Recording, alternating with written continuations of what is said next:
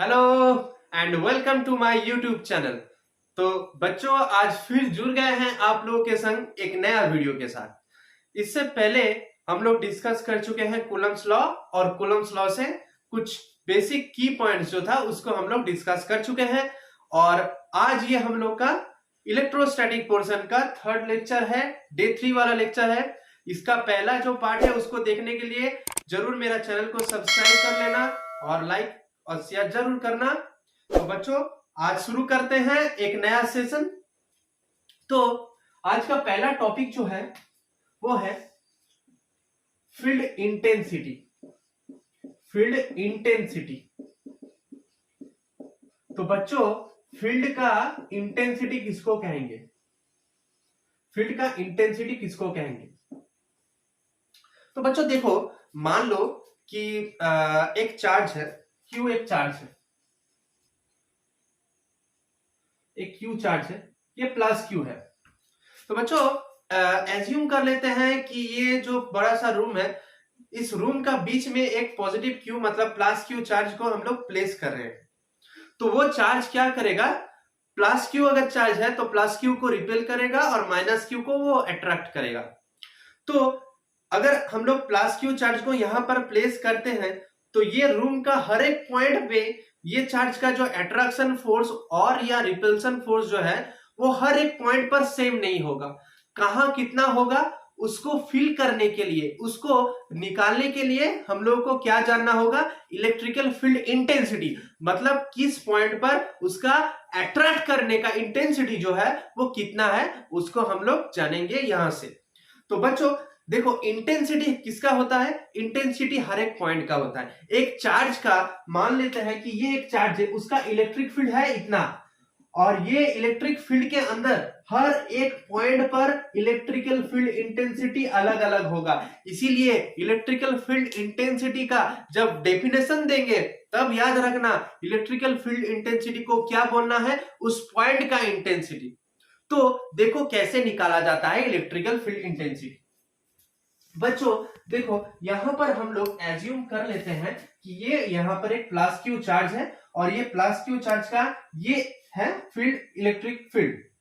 ये है electric field, plus Q charge का ये है इलेक्ट्रिक फील्ड, ठीक है। तो इस इलेक्ट्रिक फील्ड के अंदर ये एक पॉइंट है, इस पॉइंट पर हम लोगों को इलेक्ट्रिकल फील्ड इंटेंसिटी निकालना है। तो क्या करेंगे, जिस पॉइंट पर हम लोग इलेक्ट्रिकल फील्ड इंटेंसिटी निकालेंगे, एज्यूम कर लेंगे कि वहां पर क्या है? एक पॉजिटिव चार्ज है, यूनिट पॉजिटिव चार्ज है। इस यूनिट पॉजिटिव चार्ज को हम लोग कहते हैं टेस्ट चार्ज। क्या कहते हैं बच्चों?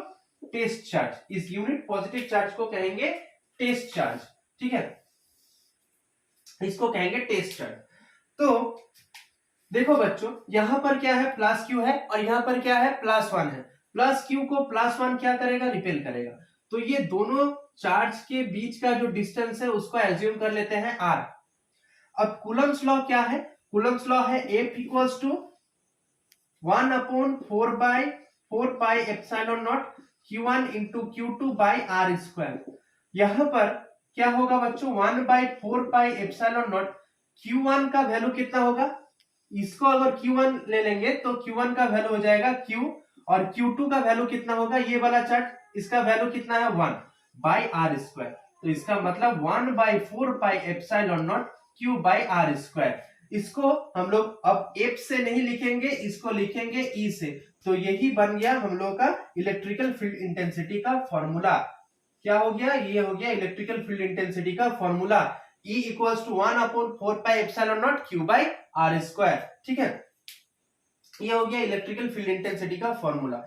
अब इलेक्ट्रिकल फील्ड इंटेंसिटी क्या क्वांटिटी है? इलेक्ट्रिकल फील्ड इंटेंसिटी है एक वेक्टर क्वांटिटी, ठीक है। इलेक्ट्रिकल फील्ड इंटेंसिटी क्या है बच्चों? एक वेक्टर क्वांटिटी है। तो वेक्टर क्वांटिटी का क्या रहता है? डायरेक्शन रहता है। तो देखो, इलेक्ट्रिकल फील्ड इंटेंसिटी E का वैल्यू कितना आया? 1/4 pi epsilon naught Q by R square. ये आया था इलेक्ट्रिकल फील्ड इंटेंसिटी का फॉर्मूला, ठीक है। ये था इलेक्ट्रिकल फील्ड इंटेंसिटी का फॉर्मूला। अब इसका डायरेक्शन क्या होगा? तो बच्चों देखो, यहां पर अगर प्लस Q चार्ज रहता है और यहां पर इलेक्ट्रिकल फील्ड इंटेंसिटी निकालेंगे, तो यहां पर रखेंगे जिस पॉइंट पर इलेक्ट्रिकल फील्ड इंटेंसिटी निकालना होगा वहां पर हमेशा क्या रहता है? Test charge. मतलब +1 चार्ज रहता है। तो ये भी अगर प्लस क्यू रहा तो ये प्लस प्लस को क्या करेगा, रिपेल करेगा, मतलब फोर्स किधर देगा, बाहर तरफ। तो अगर प्लस क्यू चार्ज रहता है तो उसका इंटेंसिटी का डायरेक्शन होता है वो चार्ज से बाहर तरफ। लेकिन अगर माइनस क्यू चार्ज रहेगा तो क्या करेगा, यहां पर इलेक्ट्रिकल फील्ड इंटेंसिटी निकालना है। यहां पर हमेशा क्या रहेगा, टेस्ट चार्ज मतलब +1 +1 रहेगा। तो प्लस को माइनस क्या करेगा, अपने तरफ खींचेगा, अपने तरफ अट्रैक्ट करेगा, इसीलिए इसका डायरेक्शन किधर होगा, अंदर तरफ। मतलब अगर ये वाला चार्ज प्लस रहा तो यहाँ ये चार्ज के लिए इलेक्ट्रिकल फील्ड इंटेंसिटी होगा ये चार्ज से बाहर तरफ। अगर ये चार्ज माइनस रहा तो क्या होगा, इलेक्ट्रिकल फील्ड इंटेंसिटी होगा वो जो चार्ज है उस चार्ज के तरफ होगा। ठीक है, उस चार्ज के अंदर तरफ होगा इलेक्ट्रिकल फील्ड इंटेंसिटी अगर माइनस चार्ज रहा। आया समझ में? इसके बाद हम लोग क्या सीखेंगे बच्चों, इसका यूनिट क्या होगा, इसका यूनिट क्या होगा, इसका यूनिट क्या होगा बच्चों। देखो इलेक्ट्रिकल फील्ड इंटेंसिटी किसको कहते हैं ना, यूनिट चार्ज के ऊपर जितना फोर्स लग रहा है उसी को हम लोग क्या कहेंगे, इलेक्ट्रिकल फील्ड इंटेंसिटी। तो देखो बच्चों, क्यू चार्ज के ऊपर एज्यूम कर लेते हैं, अगर चार्ज क्यू है तो क्यू चार्ज के ऊपर कितना फोर्स लग रहा है, एफ। तो यूनिट चार्ज के ऊपर कितना फोर्स लगेगा, F/Q। ठीक है, यही F/Q को ही हम लोग क्या कहेंगे, इलेक्ट्रिकल फील्ड इंटेंसिटी। मतलब इसका जो यूनिट हो जाएगा, F का यूनिट क्या है, न्यूटन, और Q का यूनिट क्या है, कूलम। तो न्यूटन पर कूलम हो जाएगा इसका SI unit, electrical field intensity का एसआई यूनिट हो जाएगा न्यूटन पर कूलम। ठीक है बच्चों, अब देखो ये सब छोटा मोटा चीज है। अब देखो यहां से क्या सीखना है, बहुत अच्छा टॉपिक है, lines of force.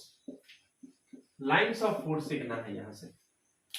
Lines of force क्या है बच्चों, लाइंस ऑफ फोर्स क्या है कि मान लेते हैं कि हम लोग यहां पर एक प्लस क्यू चार्ज है, यहां पर एक प्लस क्यू चार्ज है, और यहां मान लेते हैं, अच्छा मान लेते हैं इसको, ये माइनस क्यू चार्ज है। ठीक है, ये क्या है, माइनस क्यू चार्ज। यहां पर है एक टेस्ट चार्ज मतलब +1 चार्ज है। तो इस +1 को ये माइनस क्यू क्या करेगा बच्चों, अट्रैक्ट करेगा। तो जब अट्रैक्ट करेगा तो ये +1 चार्ज माइनस क्यू चार्ज के तरफ आएगा। जब आएगा तब मान लेते हैं कि ये रास्ता से आएगा, नहीं तो ये वाला रास्ता से आएगा, नहीं तो ये वाला रास्ता से आएगा, कोई भी रास्ता से आ रहा है।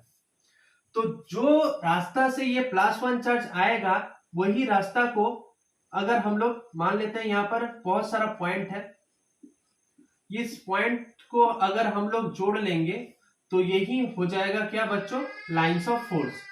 ये भी हो जाएगा, अगर ये वाला रास्ता से आता है तो ये भी हो जाएगा लाइंस ऑफ फोर्स, ये भी हो जाएगा लाइंस ऑफ फोर्स। मतलब चार्ज जिस पाथ को फॉलो करके मूव करता है उसी पाथ को हम लोग कहेंगे लाइंस ऑफ फोर्स। तो लेकिन चार्ज ये वाला पाथ से ही क्यों आ रहा है, ये है क्वेश्चन। कि तुम लोग पूछ सकते हो कि सर चार्ज ये वाला पाथ से क्यों आ रहा है, ऐसे करके क्यों नहीं आ रहा है, नहीं तो ऐसे करके क्यों नहीं आ रहा है। इसका आंसर क्या होगा कि ये माइनस क्यू चार्ज है, ये एक इंटेंसिटी देगा, इसका फील्ड है, मान लो ये है एक फील्ड, माइनस क्यू चार्ज का ये है फील्ड।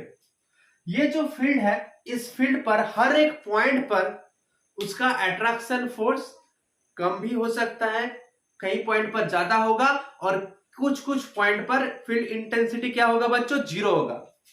तो जिस जिस पॉइंट पर फील्ड इंटेंसिटी मिलेगा उसी पॉइंट को फॉलो करके वो जो चार्ज है +1 चार्ज है वो मूव करने लगेगा।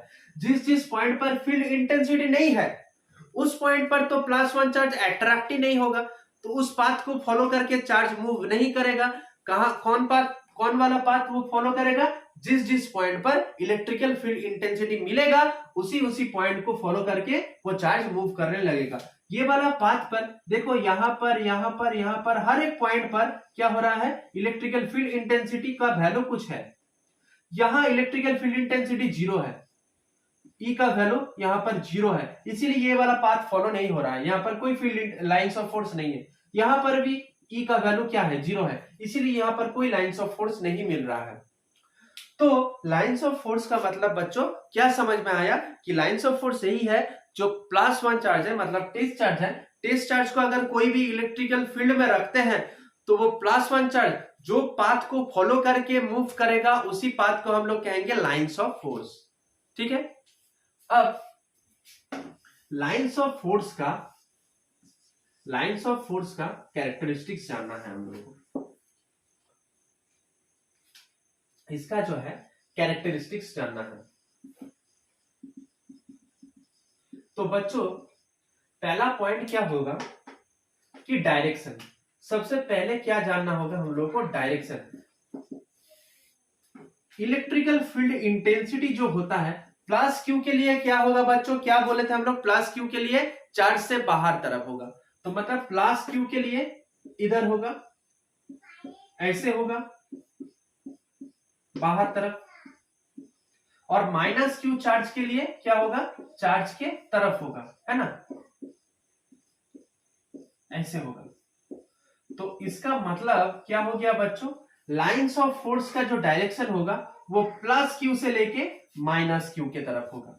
कहां होगा, +q to -q। Lines of force का डायरेक्शन क्या होगा बच्चों, +q टू -q। ये हो गया पॉइंट नंबर 1। अब देखो पॉइंट नंबर 2 क्या है। पॉइंट नंबर 2 क्या है, तो बच्चों आराम से देखो कि ये अगर +q से लेकर, पॉइंट नंबर 2, +q से लेकर -q तक लाइंस ऑफ फोर्स होगा। तो उसका मतलब इसका एक इनिशियल पॉइंट है, पॉइंट भी रहता है। इनिशियल पॉइंट क्या हो गया, +q, और एंड पॉइंट क्या है, -q। ठीक है, तो क्वेश्चन यहां से क्या पूछा जाता है कि लाइंस ऑफ फोर्स क्या क्लोज लूप बना सकता है। तो बच्चों देखो इसको ठीक से, अगर कोई भी lines of force close loop बनाएगा तो क्या होगा, क्लोज लूप अगर बनाएगा तो पॉइंट, ये जो लाइंस ऑफ फोर्स है वो यहां से स्टार्ट होगा, ये वाला पॉइंट से स्टार्ट होगा, और उसका एंड पॉइंट भी क्या होगा बच्चों, वही वाला पॉइंट होगा, है ना। लेकिन क्या बोला है, ये वाला कंडीशन क्या है कि लाइंस ऑफ फोर्स को +q से स्टार्ट होना है, एंड होना है -q में। तो मतलब अगर यही वाला पॉइंट से स्टार्ट हुआ तो यही पॉइंट पर वो खत्म होगा। लेकिन एक पॉइंट का चार्ज +q और उसके साथ साथ -q, एक पॉइंट दोनों चार्ज तो एक साथ होल्ड नहीं कर सकता है। ये वाला पॉइंट का चार्ज या तो प्लस या तो माइनस होगा। तो इसका मतलब क्या हुआ कि कोई भी lines of force close loop कभी नहीं बनाएगा। अगर बनाता तो क्या होता, +q -q दोनों एक पॉइंट पर होता, लेकिन ये कभी पॉसिबल नहीं है। इसीलिए लाइंस ऑफ फोर्स क्या होता है बच्चों, क्लोज लूप कभी नहीं फॉर्म करता है। इसमें से और एक बहुत इंपॉर्टेंट जो पॉइंट है वो क्या है, इसका एक इंपॉर्टेंट पॉइंट क्या है बच्चों कि यूनिट एरिया में जो लाइंस ऑफ फोर्स रहता है, यूनिट एरिया में मतलब लाइंस ऑफ फोर्स पर unit area, lines of force पर unit area, this is equals to what, electrical field intensity, electrical field intensity E. Unit area में जो लाइंस ऑफ फोर्स होता है उसी को हम लोग क्या कहते हैं बच्चों, उसी को हम लोग कहेंगे इलेक्ट्रिकल फील्ड इंटेंसिटी। ठीक है, अब नेक्स्ट पॉइंट क्या आएगा कि दो लाइंस ऑफ फोर्स कभी अपने आप को इंटरसेक्ट नहीं कर सकता है। क्यों नहीं इंटरसेक्ट कर सकता है, क्योंकि ये मान लेते हैं एक लाइंस ऑफ फोर्स है, ये लाइंस ऑफ फोर्स का ऊपर अगर तुम लोग टेंजेंट ड्रॉ करोगे तो ये टेंजेंट क्या देगा, ई का डायरेक्शन। मतलब कोई भी एक लाइंस ऑफ फोर्स का ऊपर देखो, कोई ये एक लाइंस ऑफ फोर्स है, उसका ऊपर ये बनाते हैं टेंजेंट, तो ये टेंजेंट क्या हो गया, ई का डायरेक्शन, मतलब इलेक्ट्रिकल फील्ड इंटेंसिटी का डायरेक्शन। मतलब लाइंस ऑफ फोर्स के ऊपर जो टेंजेंट बनता है वो क्या देता है बच्चों, इलेक्ट्रिकल फील्ड इंटेंसिटी का डायरेक्शन। तो यहां से ठीक से देखो क्या बोल रहा है, दो लाइंस ऑफ फोर्स कभी अपने आप को इंटरसेक्ट नहीं कर सकता है। तो इंटरसेक्ट अगर कर लेगा तो क्या होगा, मान लेते हैं कि ये एक लाइंस ऑफ फोर्स है और ये भी एक लाइंस ऑफ फोर्स है, दोनों इंटरसेक्ट हो रहा है। कहां इंटरसेक्ट हो रहा है, ये वाला पॉइंट पर इंटरसेक्ट हो रहा है। तो ये वाला पॉइंट पर अगर इंटरसेक्ट होगा, ये वाला पॉइंट का तो कुछ ना कुछ इलेक्ट्रिकल फील्ड इंटेंसिटी का वैल्यू रहेगा। ये एक पॉइंट है, इस पॉइंट का तो कुछ इलेक्ट्रिकल फील्ड इंटेंसिटी रहेगा, तो इस पॉइंट का कुछ इलेक्ट्रिकल फील्ड इंटेंसिटी है। लेकिन यहां पर कितना लाइंस ऑफ फोर्स है, दो लाइंस ऑफ फोर्स है। ये वाला पॉइंट का ऊपर क्या है, दो लाइंस ऑफ फोर्स है, एक हो गया ये और एक हो गया ये। अगर ये वाला लाइंस ऑफ फोर्स के ऊपर हम लोग टेंजेंट ड्रॉ करते हैं तो वो टेंजेंट होगा इधर, और ये वाला लाइंस ऑफ फोर्स के ऊपर अगर टेंजेंट ड्रॉ करते हैं तो ये टेंजेंट हो जाएगा इधर। टेंजेंट क्या शो करता है बच्चों? टेंजेंट शो करता है इलेक्ट्रिकल फील्ड इंटेंसिटी का वैल्यू। तो ये वाला पॉइंट पर कोई भी चार्ज का, एक चार्ज है Q, इसी का हम लोग लाइंस ऑफ फोर्स मान लो कि बनाते हैं, तो वो लाइंस ऑफ फोर्स ऐसे इंटरसेक्ट हो रहा है। ठीक, अब देखो ठीक से सोचो, ये जो चार्ज है प्लस Q, उसका ये वाला पॉइंट पर एक इलेक्ट्रिकल फील्ड इंटेंसिटी होगा। एक पॉइंट का इलेक्ट्रिकल फील्ड इंटेंसिटी एक ही तो होता है। यहां पर दूसरा कोई चार्ज नहीं है, ये प्लस Q को छोड़ के, ये प्लस Q है मान लेते हैं, ये प्लस Q को छोड़ के और कोई चार्ज, अदर्स और कोई चार्ज नहीं है। तो ये चार्ज के लिए ये वाला पॉइंट पर इलेक्ट्रिकल फील्ड इंटेंसिटी एक ही तो रहेगा। ठीक है, अब इलेक्ट्रिकल फील्ड इंटेंसिटी अगर एक ही तो रहता है तो उसका दोनों डायरेक्शन कैसे पॉसिबल है? फील्ड इंटेंसिटी तो एक तो है, उसका डायरेक्शन दो तो कैसे हो सकता है? हाँ, ये पॉसिबल था कि अगर ये वाला पॉइंट पर एक दूसरा चार्ज है, ये है Q1, ये है Q2, ये वाला प्लस Q1 के लिए यहां पर एक इलेक्ट्रिकल फील्ड इंटेंसिटी बनता है, Q2 के लिए भी यहां पर एक इलेक्ट्रिकल फील्ड इंटेंसिटी रहता है, तब ये पॉसिबल था कि इसके लिए डायरेक्शन इधर, इसके लिए डायरेक्शन इधर। लेकिन यहां पर चार्ज कितना है? चार्ज है एक ही तो, इसका लाइंस ऑफ फोर्स भी कितना होगा? एक ही तो होगा। मतलब लाइंस ऑफ फोर्स क्या होगा बच्चों? इंटरसेक्ट नहीं करेगा। अगर इंटरसेक्ट करता तो एक पॉइंट पर इलेक्ट्रिकल फील्ड इंटेंसिटी का दो डायरेक्शन मिलता, लेकिन एक पॉइंट पर, कोई भी एक पॉइंट पर इलेक्ट्रिकल फील्ड इंटेंसिटी का वैल्यू एक ही तो रहता है, इसीलिए उसका डायरेक्शन भी एक होगा। कभी दो डायरेक्शन नहीं हो सकता एक पॉइंट पर। ठीक है, इसीलिए लाइंस ऑफ फोर्स कभी इंटरसेक्ट नहीं करेगा बच्चों। ठीक है, इसके बाद जो जो पॉइंट है electrical field intensity, sorry lines of force का, वो पॉइंट उतना इंपॉर्टेंट पॉइंट नहीं है। इसमें से और एक दो तीन तो पॉइंट क्या है बच्चों की इलेक्ट्रिकल लाइंस ऑफ फोर्स अपने आप को अट्रैक्ट करता है। मतलब देखो यहां पर मान लेते हैं कि प्लस Q एक चार्ज है, प्लस Q चार्ज के लिए जो लाइंस ऑफ फोर्स होगा वो कुछ ऐसे होगा। मतलब चार्ज का सामने, चार्ज का जितना सामने होगा लाइंस ऑफ फोर्स का बीच का डिस्टेंस उतना कम होगा। ठीक है, चार्ज से जितना दूर हो जाएगा लाइंस ऑफ फोर्स का बीच का जो गैप है वो क्या होगा बच्चों? ज्यादा हो जाएगा। जितना सामने आएगा उतना लाइंस ऑफ फोर्स का जो डेंसिटी है वो क्या होगा बच्चों? इंक्रीज करने लगेगा। ठीक है, और जितना दूर जाएगा लाइंस ऑफ फोर्स का जो डिस्टेंस है, अपने आप से जो डिस्टेंस है वो ज्यादा होते जाएगा। मान लेते हैं कि ये कोई भी एक सरफेस है, एक स्फीयर है, इसको प्लस Q चार्ज दे दिए हैं, इसके ऊपर जो लाइंस ऑफ फोर्स होगा वो कैसे होगा बच्चों? ऐसे होगा। हाँ,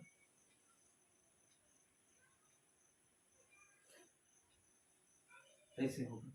जितना दूर जाएगा उतना जो बीच का गैप है वो इंक्रीज होते जाएगा। नीचे में जितना स्फीयर का सामने आएगा उतना गैप क्या होगा बच्चों? कम होगा। जितना दूर जाएगा उतना गैप इंक्रीज कर लगेगा। और यहां से और एक पॉइंट क्या है कि कोई भी लाइंस ऑफ फोर्स एक इलास्टिसिटी, उसमें इलास्टिसिटी के जैसा वो काम करता है। मतलब एज्यूम कर लो कि एक लाइंस ऑफ फोर्स को यहां से शिफ्ट करके दूसरा किसी जगह में हम लोग शिफ्ट करते हैं, तो देखो ये एक लाइंस ऑफ फोर्स है। मान लेते हैं कि इसको हम लोग एक रबर के जैसा उसको टान रहे हैं, ऊपर खींच रहे हैं, तो क्या होगा? ये लाइंस ऑफ फोर्स यहां पर जाएगा। यहां पर अगर हम लोग लाइंस ऑफ फोर्स को छोड़ देते हैं, यहां से अगर लाइंस ऑफ फोर्स को छोड़ देते हैं तो वो फिर नीचे यहां पर ही आ जाएगा। क्यों?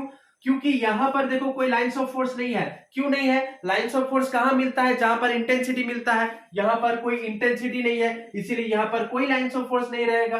तो एज्यूम कर लेते हैं कि अगर यहां पर लाइंस ऑफ फोर्स को शिफ्ट करेंगे तो वो लाइंस ऑफ फोर्स फिर यहां आ जाएगा। क्यों? क्योंकि यहां कोई VE नहीं है, यहां पर कोई इंटेंसिटी नहीं है, इसलिए फिर वो क्या होगा? ऐसे करके जहां था वहीं पर वो शिफ्ट हो जाएगा। तो यही है बच्चों इलेक्ट्रिकल लाइंस ऑफ फोर्स का कैरेक्टरिस्टिक्स। बच्चों मिलते हैं तब अगले वीडियो में। आज का वीडियो में इतना ही। अगले वीडियो में हम लोग डिस्कस करेंगे गॉस थ्योरम। ठीक है, तो इसको ठीक से पढ़ो, इसके बाद ही हम लोग सीखेंगे गॉस थ्योरम। तो बच्चों आज के लिए इतना ही। थैंक यू मेरा वीडियो देखने के लिए, और मेरा वीडियो को ज्यादा से ज्यादा सब्सक्राइब, लाइक और शेयर करना। Thank you. Concept Plus.